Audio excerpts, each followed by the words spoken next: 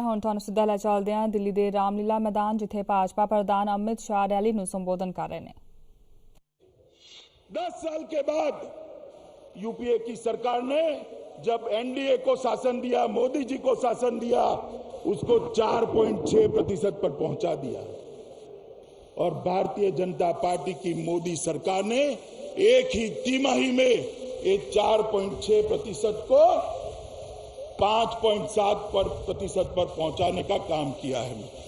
मैं मानता हूं कि बहुत बड़ा काम है। जहां तक दिल्ली का सवाल है, अनधिकृत कॉलोनियों के लिए सभी पार्टियों ने प्रॉमिस किया था, कांग्रेस ने भी किया था, आप पार्टी में भी किया था, मगर काम किया तो मोदी सरकार ने काम किया। संसद के अंदर कानून पारित कर अनधिकृत कॉलोनियों को सहायता करने का काम ये मोदी सरकार ने किया है। मित्रों, मोदी सरकार का ये काम और इसके आधार पर भारतीय जनता पार्टी का ये विजय रथ घूमते घूमते घूमते दिल्ली आया है। अब दिल्ली में दिल्ली वासियों ने तय करना है, आने वाले दिनों में चुनाव होने वाले हैं, आपको कौन चाहिए? झूठे वादे करने वाली पार्टियां चाहिए या भारतीय जनता पार्टी चाहिए?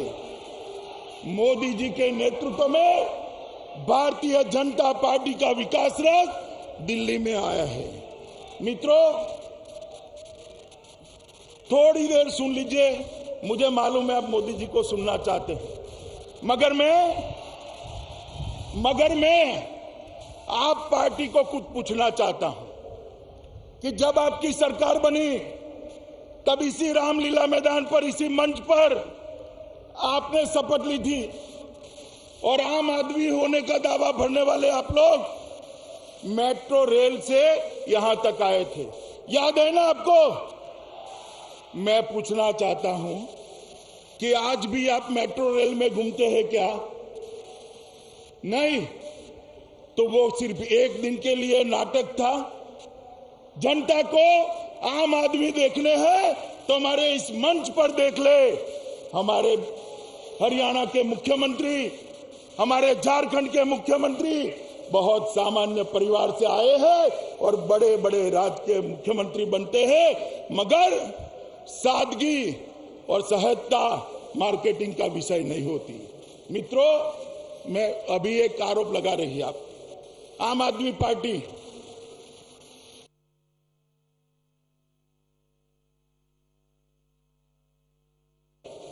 कि 2013 के पहले कितने वोटिंग कार्ड थे? ये सवाल उठाने के पहले अपने गिरेबान में जाकर देखिए कि आपके वहां क्या था। मित्रों, इन्होंने कहा है कि जब आप पार्टी की सरकार थी तो व्यापारियों पर रेड नहीं पड़ी। एक कोरा सफेद झूठ है। 49 दिन के अंदर 150 से ज्यादा रेड आप पार्टी ने दिल्ली के व्यापारियों पे डाली है और वो सबसे ज्यादा है। मित्रों, उन्होंने कहा था कि हम जब सरकार में आए तो 49 दिनों के अंदर ही दिल्ली को 5665 करोड़ का टैक्स मिला। एक आरटीआई की इंफॉर्मेशन के माध्यम से अभी बात बाहर आई है कि सिर्फ 2033 करोड़ का टैक्स 49 दिन में इकट्ठा हुआ था। उनके जाने के बाद 3632 करोड़ का टैक्स हुआ। मित्रों, आम आदमी पार्टी 49 दिन में दिल्ली का कितना विकास किया वो तो मालूम नहीं है। उनके जन्म से आज तक देश की सार्वजनिक जीवन में उनका योगदान क्या है मुझे मालूम नहीं है, मगर मुझे एक बात मालूम है कि आम आदमी पार्टी ने एक रिकॉर्ड जरूर किया है। झूठ बोलने का रिकॉर्ड आम आदमी ने बड़े अच्छे से खड़ा किया है और झूठ बोलने में आम आदमी पार्टी को कोई नहीं हरा सकता। दिल्ली के मुख्यमंत्री के दावे करने वाले लोग बनारस भी गए थे देश के प्रधानमंत्री बनने के लिए बनारस की जनता ने फैसला कर उनको वापिस भेजा है। मैं आज इस मन से आप तो को कहना चाहता हूं कि देश भर में विकास होने के बावजूद भी अगर दिल्ली ठीक नहीं होती, दिल्ली प्रदेश ठीक नहीं होता, तो वो विकास जनता विकास करने के लिए दिल्ली को एक विश्व का सबसे अच्छा शहर बनाने के लिए, दिल्ली को हिंदुस्तान की राजधानी के अनुरूप गौरव दिलाने के लिए भारतीय जनता पार्टी के साथ आए और मोदी जी के साथ मिलकर एक नया दिल्ली बनाने का हम स्वप्न साकार करें। आप लोग मेरे साथ दोनों हाथ खड़े कर मुट्ठी बांध कर बोलिएगा, भारत माता की, भारत माता की।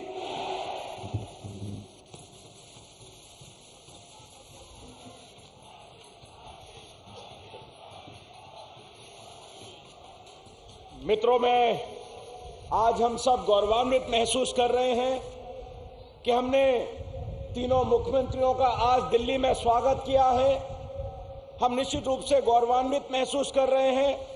हमारे देश के प्रधानमंत्री माननीय मोदी जी, जिन्होंने केवल हिंदुस्तान में ही नहीं पूरे विश्व के अंदर दोबारा से भारत के गौरव को बढ़ाया है। हम सब मिलकर के आज मोदी जी के नेतृत्व में जिस तरीके से पूरे भारत का विकास हो रहा है, हम धन्यवाद करना चाहते हैं, अभिनंदन करना चाहते हैं मोदी जी की कार्यशैली का। हम अभिनंदन करना चाहते हैं मोदी जी के मंत्रिमंडल के मंत्रियों का, जिन्होंने दिल्ली के संदर्भ में पार्लियामेंट के चुनाव के समय जो वायदे दिल्ली के लिए किए थे, उसमें से अधिकांश वायदों को पूरा करके ये सारी की सारी चीजें जो की हैं, अभी निश्चित रूप से अनऑथराइज कॉलोनियों को लेकर के, स्पेशल प्रोविजन एक्ट को लेकर के, हमारे लॉ एंड ऑर्डर को लेकर के सारी समस्याओं का समाधान पहले से ही हो रहा है। इस गौरव को पूरा करने के लिए मैं आमंत्रित करने जा रहा हूं। आप लोग चाहते हैं कि मोदी जी को तुरंत मैं बुला लूं, क्या कहना चाहते हो? तुरंत बुला लें मोदी जी को। एक बार जोरदार अभिवादन करिए मोदी जी का। मैं आमंत्रित करने जा रहा हूं भारत के प्रधानमंत्री, हम सबके जननायक माननीय नरेंद्र मोदी जी को, कि मोदी जी आए और दिल्ली की जनता के सपनों को साकार करने के लिए हम सबको संबोधित करें। माननीय मोदी जी।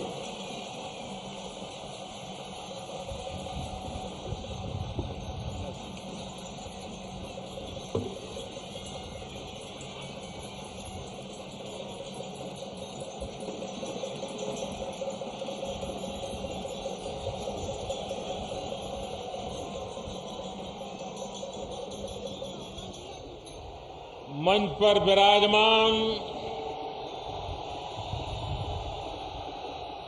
भारतीय जनता पार्टी के सर्वाधिक सफल राष्ट्रीय अध्यक्ष श्री अमित भाई शाह,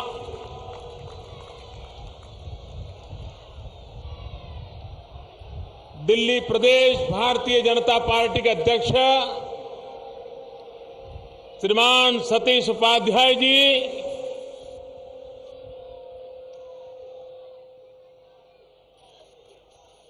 मंच पर विराजमान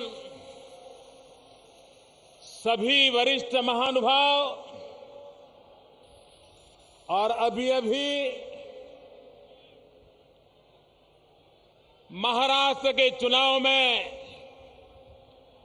ज्वलंत विजय प्राप्त करके वहां की जनता के सपनों को साकार करने का जिम्मा जिन्होंने उठाया है, ऐसे भारतीय जनता पार्टी के युवा नेता और महाराष्ट्र के मुख्यमंत्री श्रीमान देवेंद्र फडणवीस जी को मैं आज दिल्ली की धरती पर अनेक अनेक अभिनंदन देता हूं और भविष्य के लिए बहुत बहुत शुभकामनाएं देता हूं।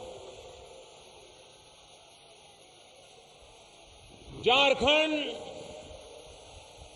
जहां बहुत बड़ी मात्रा में हमारे आदिवासी भाई बहन रहते हैं,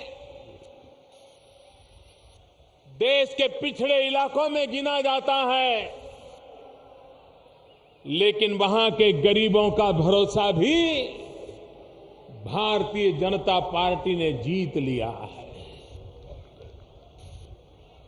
आज सामान्य मानवी की आशा बने हैं, गरीबों का विश्वास बने हैं। वैसे सामान्य परिवार से आए हुए झारखंड प्रदेश के मुख्यमंत्री श्रीमान रघुवर दास जी का भी मैं आज दिल्ली की धरती पर अभिनंदन करता हूं और उनको बहुत बहुत शुभकामनाएं देता हूं। आप ही के पड़ोस में हरियाणा की राजनीति को शुद्ध करने का बीड़ा उठाया।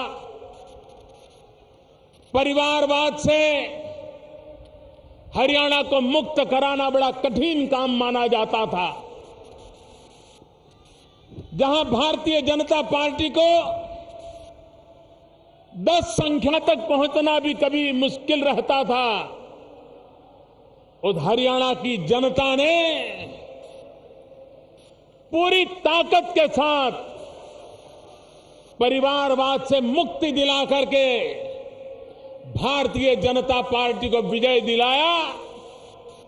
और श्रीमान मनोहर जी खट्टर एक सामान्य परिवार से राष्ट्र के लिए समर्पित जीवन जीने वाला भारतीय जनता पार्टी का सिपाही आज हरियाणा की आशा आकांक्षाओं को पूर्ति करने का दिन रात परिश्रम करने वाला मुख्यमंत्री श्रीमान मनोहर जी को मैं हृदय से बहुत बहुत अभिनंदन करता हूं और हरियाणा को शुभकामनाएं देता हूं। यहां जम्मू कश्मीर के भी भाजपा के नेता आए हैं। मंत्री परिषद में मेरे साथी डॉक्टर जितेंद्र सिंह यहां बैठे हैं। मैं सारे चुनाव में सबसे ज्यादा अगर किसी को बधाई देना चाहता हूं तो मैं जम्मू कश्मीर की जनता को देना चाहता हूं।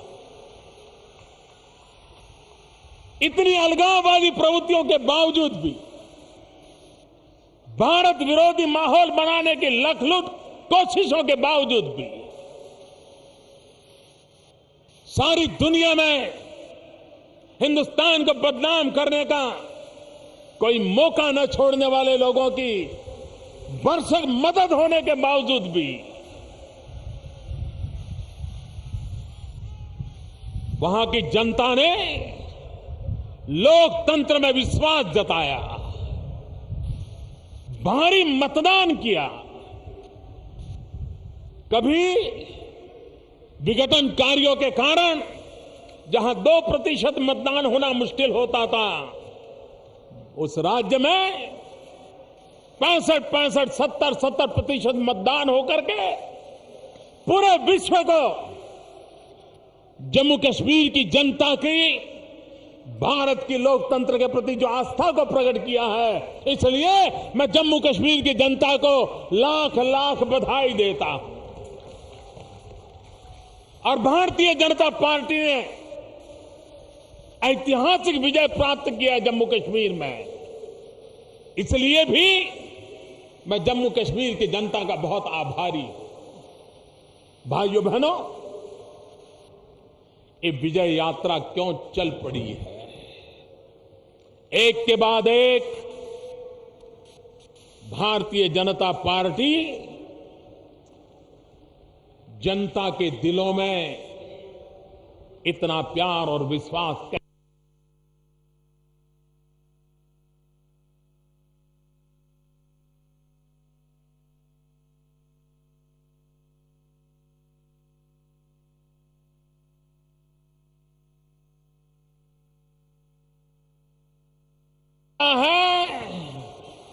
वही दिल्ली चाहता है।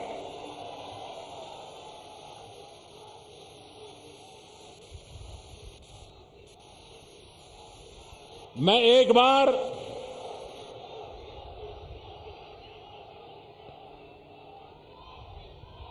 हमारे वेंकैया नायडू जी को सुन रहा था और मैं हैरान था कि हमारी सरकार के अर्बन डेवलपमेंट मिनिस्टर वेंकैया जी को जितनी जानकारी हैदराबाद की है, जितनी जानकारी विशाखापट्टनम की है, जितनी जानकारी विजयवाड़ा की है, क्योंकि वो आंध्र के हैं, मैं हैरान था। उससे भी ज्यादा जानकारी उनको दिल्ली की हर गली मोहल्ले की है। तो मैंने एक दिन उनको उससे पूछा कि आप तो भारत के अर्बन डेवलपमेंट मिनिस्टर हो, आप दिल्ली में खप गए हो क्या, वहां खप गए हो क्या? उन्होंने मुझे कहा, मोदी जी, मैं जब दिल्ली वासियों से मिल रहा हूं, उनकी समस्याओं को सुन रहा हूं, तो मैं हैरान हो जा रहा हूं। दिल्ली में कैसी सरकार चली, चाहे राज्य की हो या केंद्र की हो, 2002 से ढेर सारे मसले बिना निर्णय को फाइलों में बंद पड़े थे, गरीबों की समस्याओं से सटे हुए थे। लेकिन यहां पर सरकारों को समस्याओं का समाधान करने के लिए फुर्सत नहीं थी। भाइयों बहनों, मैं श्रीमान वेंकैया जी को अभिनंदन करता हूं कि उन्होंने इतने कम समय में 17 से ज्यादा दिल्ली के जीवन को छूने वाली महत्वपूर्ण बातों का उन्होंने फैसला कर लिया और आने वाले दिल्ली के जीवन को विकास की नई ऊंचाइयों पर ले जाने के रास्ते उन्होंने खोल दिए। अगर काम करना चाहते हैं तो काम कैसे किया जा सकता है, इसका यह उदाहरण है। हरियाणा में भी कांग्रेस की सरकार थी, दिल्ली में भी कांग्रेस की सरकार थी, लेकिन हरियाणा में कांग्रेस के नेता एक बयान देते थे, दिल्ली में कांग्रेस के नेता दूसरा बयान देते थे, और दिल्ली की जनता बिना पानी को प्यासी रहती थी। क्या बयानबाजी किए बिना उन्हीं के दल के दो नेता मिलकर के समस्या के मूल में जाकर के समस्या का समाधान ऐसा हो कि जिससे हरियाणा के किसानों को अन्याय न हो, दिल्ली की जनता को अन्याय न हो, क्या ऐसे रास्ते नहीं खोजे जा सकते?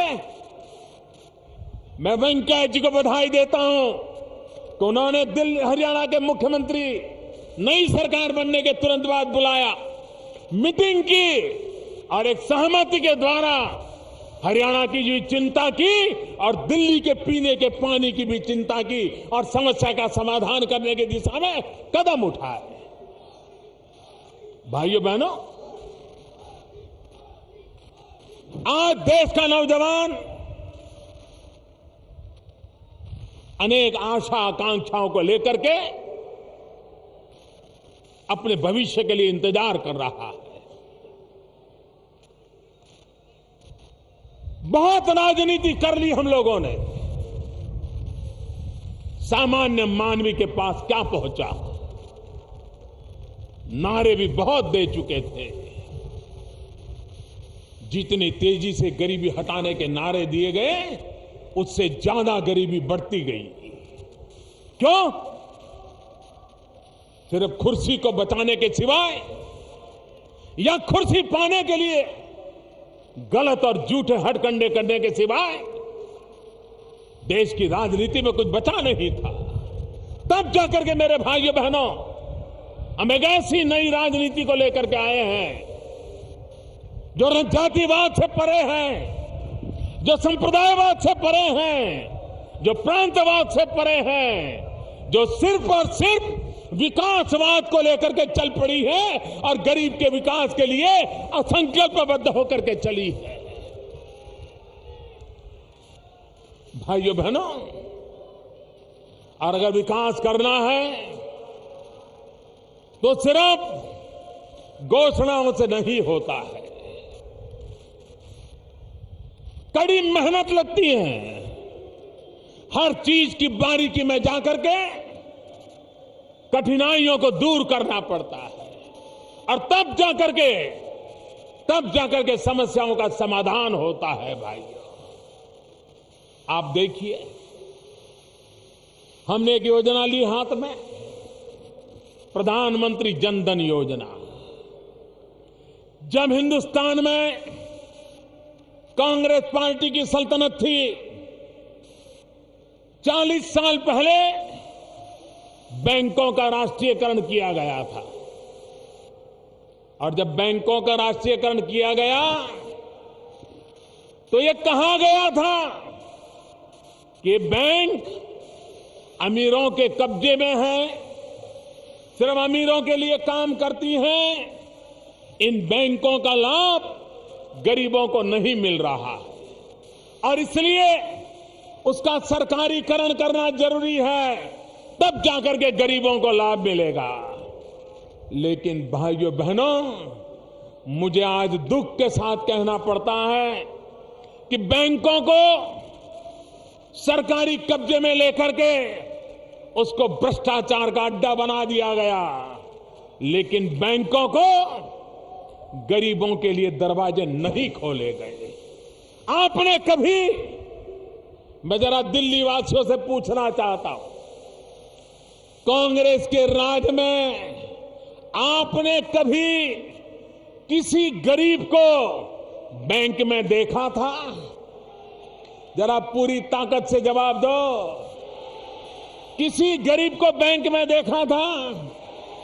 किसी गरीब का बैंक में खाता खुलता था? कोई गरीब बैंक में जाने के लिए हिम्मत भी कर सकता था? भाइयों बहनों, अमीरों के लिए कौन सरकारें चलाते थे और गरीबों के लिए कौन जी जान से जुटे हैं, इसका पूरा पूरा भेद ये प्रधानमंत्री जन धन योजना से साफ हो जाता है। भाई, मैंने 15 अगस्त को घोषणा की थी, लाल किले पर, दिल्ली की धरती पर से घोषणा की थी कि हम बैंकों के अंदर गरीबों के खाते खोलेंगे, जीरो बैलेंस से खोलेंगे।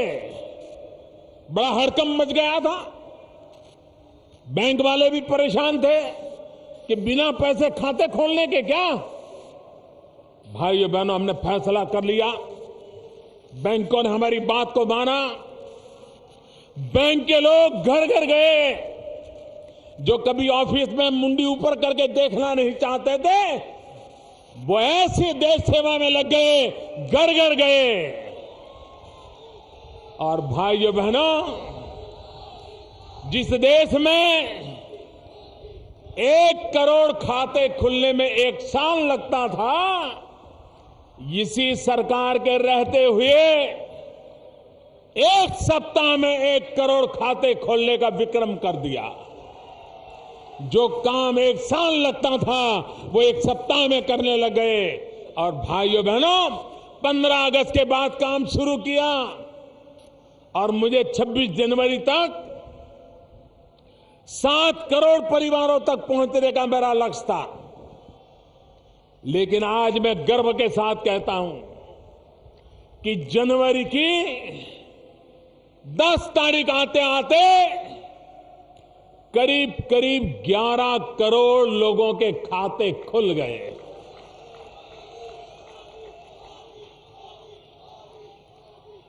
और भाइयों बहनों, हमारे देश के गरीबों की अमीरी देखिए। गरीब दिल का कितना अमीर होता है। हमने तो कहा था कि जीरो बैलेंस से बैंक अकाउंट खुलेगा, लेकिन हमारे गरीब भाइयों को लगा कि भले मोदी जी ने कहा हो, लेकिन ऐसे थोड़ा किया जाता है। गरीब है तो क्या हुआ, थोड़ी कठिनाई झेल लेंगे, लेकिन जीरो बैलेंस से खाता नहीं खोलेंगे। किसी ने 5 रुपया जमा करवाया, किसी ने 100 रुपया जमा करवाया, किसी ने 200 रुपया जमा करवाया। भाइयों बहनों, जीरो बैलेंस का निर्णय होने के बाद भी ये गरीब लोगों ने जो खाते खुलवाए हैं, 8,500 करोड़ रुपया इन्होंने बैंकों में जमा करवाए हैं भाई। कोई कल्पना कर सकता है कि दिल्ली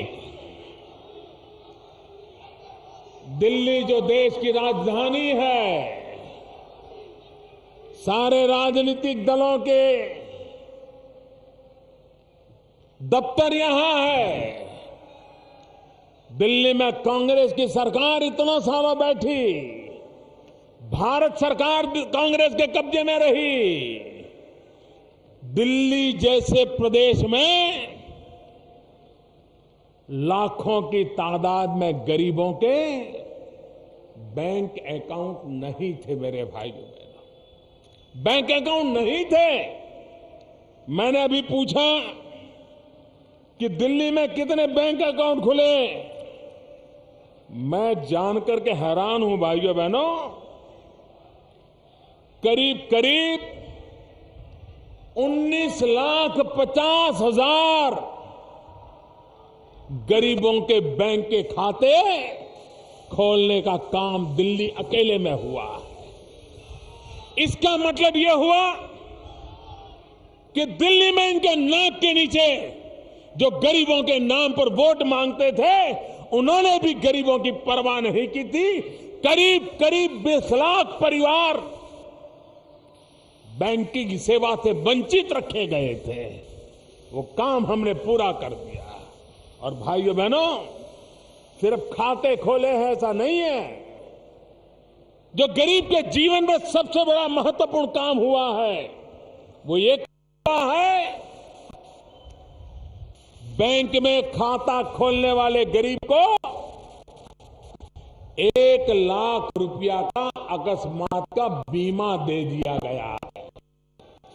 और बीमे की पॉलिसी का पैसा भारत सरकार चुकता कर रही है, दे रही है। भाइयों बहनों, आज गरीब परिवार में कोई अकस्मात हो गया और अगर उसने बैंक का खाता खुल गया है, तो उसको 1 लाख रुपया मिलने की गारंटी आते ही सरकार ने पूरी कर दी है। भाइयों, मुझे बताइए, ये गरीबों की भलाई का काम है कि नहीं है? भाइयों, ये गरीब को विश्वास देगा कि नहीं देगा? ये रिक्शा वाले को विश्वास देगा कि नहीं देगा? ये झुग्गी झोपड़ी में रहने वाले को विश्वास देगा कि नहीं देगा? फुटपाथ पर सब्जी बेचने वालों को विश्वास देगा कि नहीं देगा?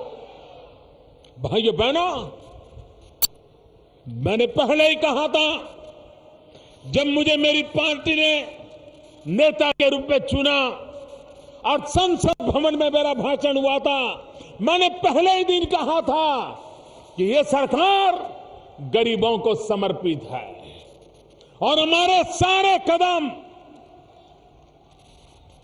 गरीबों में वो चेतना पैदा करने के हैं, वो ताकत अर्जित करने के हैं, ताकि मेरा गरीब भाई भी गरीबी के खिलाफ लड़ाई लड़ने के लिए तैयार हो जाए और सरकार और नागरिक मिलकर के गरीबी से मुक्ति दिलाने का काम करें।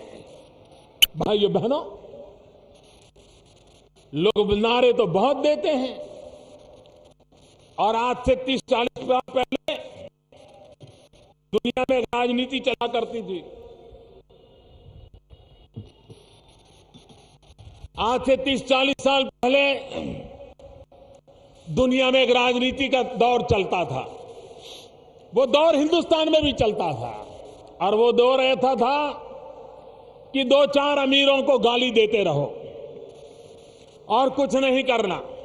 2-4 अमीरों को गाली दे दो, गरीबों को भड़काते रहो और अपना राजनीतिक उल्लू सीधा करते रहो। अब वक्त बदल चुका है। अब गरीब 2-4 अमीरों को गाली देकर के खुश होने वाला नहीं है। वो तो हिसाब चाहता है कि भाई मेरे लिए क्या किया और मेरे लिए क्या करोगे, इसका हिसाब दो। भाइयों बहनों, बिजली सस्ती मिले, पहले बिजली मिले तो, अगर बिजली नहीं है तो बिजली का बिल आने वाला ही कहां है? हमने 2 दिशाओं में काम उठाया है। हम जिस प्रकार से बिजली के काम को उठाया है, हम दिल्ली में से ये जनरेटर की आवाज बंद कर देंगे भाइयों बहनों। दिल्ली को जनरेटर से मुक्ति दिला देंगे, और दिल्ली को जनरेटर से मुक्ति मिलेगी तो ये जहरीली हवा से भी मुक्ति मिलेगी। इतना ही नहीं, 24 घंटे बिजली देने का मेरा वादा है भाइयों बहनों, 24 घंटे बिजली। और ये संभव है, ये संभव है। और दूसरा, जिस टेक्नोलॉजी को लेकर के हम लगे हैं, अभी हमारे पीयूष जी ने आपको विस्तार से बताया होगा, अगर आपके घर में 2 बल्ब है, 2 बल्ब, मैं बड़ों लोगों की बात नहीं करता हूं, गरीब के घर में 2 बल्ब हो, और अगर जो सरकार बल्ब देने वाली हो लगा दोगे, तो साल का 300 रुपया बिजली का बिल वैसे ही कम हो जाने वाला है। भाइयों बहनों, झूठे वादे करके, भड़काऊ भाषण करके गरीब के भले नहीं होते, उसके लिए ठोस योजनाएं होती है। बिजली के अंदर हिंदुस्तान में पहली बार हम एक क्रांतिकारी कदम उठाने वाले हैं। अब तक हिंदुस्तान में इस प्रकार के कोई सोच, कोई कल्पना नहीं कर सकता है। आज अगर आपको मोबाइल फोन और कोई सिम कार्ड लेना है, और आपको लगता है कि भाई फलानी कंपनी का सिम कार्ड लेते हैं, लेकिन उनका टेलीफोन तो महंगा पड़ता है, बिल ज्यादा आता है, तो आप दूसरी कंपनी का टेलीफोन ले सकते हो कि नहीं ले सकते हो? जरा बताइए, ले सकते हो कि नहीं ले सकते हो? आसानी से ले सकते हो ना? और बाजार में पता चले कि भाई ये तो और महंगा है, अभी कोई सस्ता आया है, तो तीसरा भी बदल सकते हो कि नहीं बदल सकते हो? आराम से बदल सकते हो ना? भाइयों बहनों, जैसे मोबाइल फोन में आप आराम से अपना सर्विस प्रोवाइडर चुन सकते हो, सस्ते से सस्ता फोन का चार्ज करने वाला फोन का कनेक्शन ले सकते हो, उसी प्रकार से दिल्ली में हम ये योजना करने वाले हैं कि अगर मान लीजिए 10 कंपनियां यहां बिजली बेच रही हैं, और अगर आप चाहते हो कि हमें इससे बिजली नहीं लेनी है, वो सस्ती देता है, हम उससे लेनी है, तो आप ले सकते हैं। व्यवस्था हम करने वाले, एक मोबाइल फैसिलिटी हिंदुस्तान में सबसे पहले ये दिल्ली को लाभ मिलने वाला है। और उसके कारण जो बिजली बेचने वाले हैं उनके बीच स्पर्धा होने वाली है। किसी जमाने में मोबाइल टेलीफोन महंगा था, लेकिन जब स्पर्धा आ गई तो कोई कहता मैं 5 में बेचूंगा, तो दूसरा कहने लगा मैं 4 में बेचूंगा। कोई कहता था मैं 4 में बेचूंगा, तो और आ गए मैं 3 में बेचूंगा। बिजली का भी मैं ऐसा ही करके रखूंगा।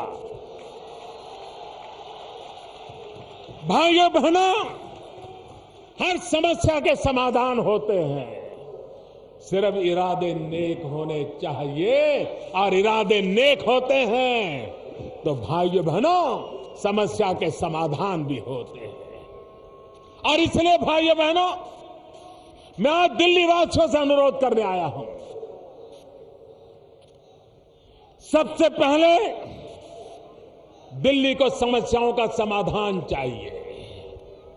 भाइयों बहनों, मुझे बताइए, हमारे देश में भ्रष्टाचार ने देश को बर्बाद किया है कि नहीं किया है? मुझे बताइए, भ्रष्टाचार ने देश को बर्बाद किया है कि नहीं किया है? भ्रष्टाचार जाना चाहिए कि नहीं जाना चाहिए? सबसे पहले ऊपर से जाना चाहिए कि नहीं जाना चाहिए? सबसे पहले जहां प्रधानमंत्री बैठा है वहां से जाना चाहिए कि नहीं जाना चाहिए? सफाई वहां से शुरू होनी चाहिए कि नहीं होनी चाहिए? मुझे बताइए भाइयों बहनों, मैं दिल्ली में रह रहा हूं आपके बीच में 7 महीने हो गए, कोई शिकायत आई है? कोई शिकायत आई है? हमारे विरोधियों ने भी कोई आरोप लगाया है? किसी ने मेरी इस विषय में मेरे इस पर कोई आरोप लगाया है? भाइयों बहनों, मैंने शुरुआत कर दी है भ्रष्टाचार से मुक्ति का अभियान। मैं जहां बैठता हूं वहीं से शुरू किया है और धीरे धीरे ये गली मोहल्ले तक लाने वाला हूं। आपको रोजमर्रा की जिंदगी में जो लोग परेशान करते हैं, कोई 5 रुपया मांग लेते हैं, कोई 10 रुपया मांग लेते हैं, कोई ऑटो रिक्शा वाले से लूट लेते हैं, चलता है ना। मुझ पे भरोसा कीजिए, मैंने ऊपर से शुरू किया है, नीचे भी करके रहूंगा। ये सफाई मैं करके रहूंगा भाइयों बहनों, इसलिए मैं आपसे वादा करने आया। भाइयों बहनों, मेरा एक सपना है, वो सपना पूरा करने के लिए मुझे आपकी मदद चाहिए। करोगे? ऐसा नहीं, पूरी ताकत से बताइए। मेरा एक सपना है, पूरा करने के लिए आपकी मदद चाहिए। करोगे? पक्का करोगे? भाइयों बहनों, ये दिल्ली हमारे देश की राजधानी है। क्या मेरी राजधानी में भी लोगों को झुग्गी झोपड़ी में जीने के लिए मजबूर होना पड़े, वो अच्छी बात है क्या? क्या दिल्ली में भी लोगों को फुटपाथ पे गुजारा करने पड़े, अच्छी बात है क्या? और इसलिए मेरे भाइयों बहनों, मेरा एक सपना है, 2022 जब भारत की आजादी के 75 साल होंगे,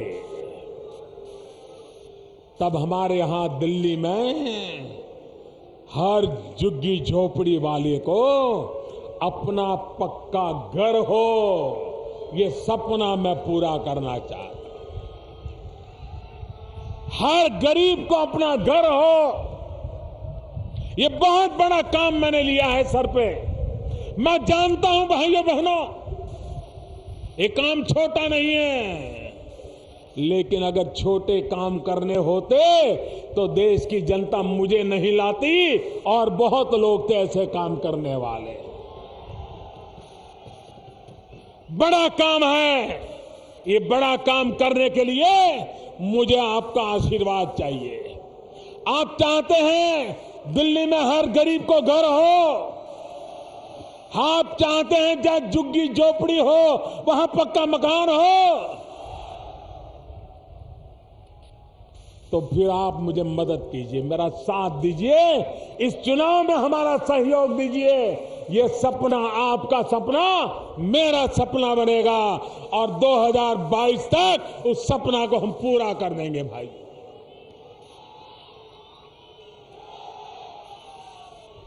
भाइयों बहनों, दिल्ली में बहुत बड़ी जूट की फैक्ट्री चलती है। अभी अमित भाई बता रहे थे कि कुछ लोग झूठ में ऐसे माहिर हैं कि उनको हम कभी पराजित नहीं कर सकते। भाइयों बहनों, जो झूठ बोलते हैं उनको जनता ही पराजित कर देती है, हमें उसके लिए समय बर्बाद करने की जरूरत नहीं होती है। मैं हैरान हूं, एक ऐसा झूठ चलाया गया दिल्ली में, और बड़ी चतुराई से चलाया गया। ये चलाया गया कि दिल्ली में भाजपा की सरकार बनेगी तो सरकारी मुलाजिमों की रिटायरमेंट की उम्र 58 वर्ष कर दी जाएगी। ये किसके दिमाग में से पैदा होता है भाइयों? ये झूठ कौन फैला रहा है? भाइयों बहनों, मैं जानता हूं सरकार ने ऐसा कभी सोचा नहीं, सरकार ने कभी ऐसा कहा नहीं, और फिर भी दिल्ली सरकार ऐसा करने वाली है। इस प्रकार की झूठी बातें फैलाई जा रही है। मेरी दिल्ली वासियों से इतना ही कहना है, हर दिन एक नया झूठ मैन्युफैक्चर होगा। भ्रमित करना यही उनकी राजनीति का तरीका है। झूठ फैलाना यही उनकी राजनीति का तरीका है। और इसलिए मेरे भाइयों बहनों, अगर कुछ कहना है, जरूरी लगता है, तो मोदी कभी पीठ में छुरा भोंकने वाला इंसान नहीं है।